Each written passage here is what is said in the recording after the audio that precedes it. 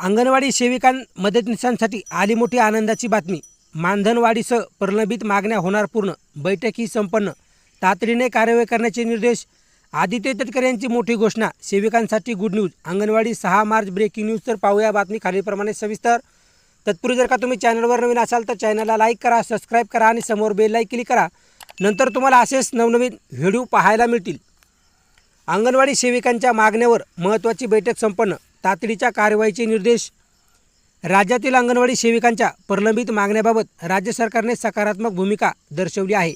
या संदर्भात महाराष्ट्र राज्य अंगणवाडी कर्मचारी कृती समिती, महाराष्ट्र राज्य अंगणवाडी कर्मचारी संघ तसेच संयुक्त संघर्ष समितीच्या प्रतिनिधींसोबत महत्त्वाची बैठक घेण्यात आली। अंगणवाडी कर्मचाऱ्यांचे योगदान कौतुकास्पद।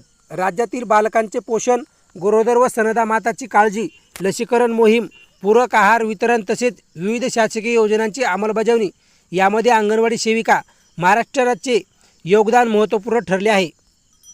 ग्रामीण तसेच शहरी भागात बालकांच्या सर्वांगीण विकासासाठी व इतर कर्मचाऱ्यांची भूमिका केवळ प्रशासकीय नसून सामाजिकदृष्ट्याही महत्त्वाची आहे। अनेक वेळा मर्यादित साधनसामुग्रीतूनही त्यांनी शासनाच्या उपक्रमाची यशस्वी अंमलबजावणी केली आहे।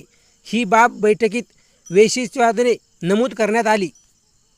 अंगणवाडी सेविकांच्या मागण्याबाबत सरकारची सकारात्मक भूमिका। बैठकीदरम्यान किमान महिला व बालविकास मंत्री विभागाच्या मंत्री आदित्य तटकरे यांनी स्पष्ट केले की अंगणवाडी कर्मचाऱ्यांच्या शाश्वत व उज्ज्वल भविष्यासाठी शासन नेहमीच सकारात्मक आहे। अंगणवाडी सेविकांच्या मागण्याबाबत सकारात्मक दृष्टिकोन ठेवून निर्णय प्रक्रियेला गती देण्यात येईल अशी भावना व्यक्त करण्यात आली। महाराष्ट्रातील बालकांच्या व महिलांच्या पोषणात विविध उपक्रमाच्या यशस्वी अंमलबजावणीत अंगणवाडी कर्मचाऱ्यांचे योगदान कौतुकास्पद आहे।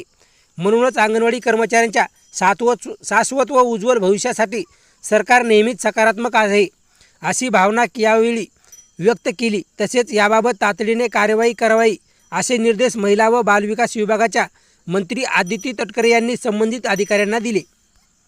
बैठकीत कोण कोण उपस्थित होते? या बैठकीत महिला व बालविकास विभागाचे सचिव डॉक्टर अनुपम कुमार यादव, आयुक्त श्री कैलास पगारे तसेच विभागाचे वरिष्ठ अधिकारी उपस्थित होते।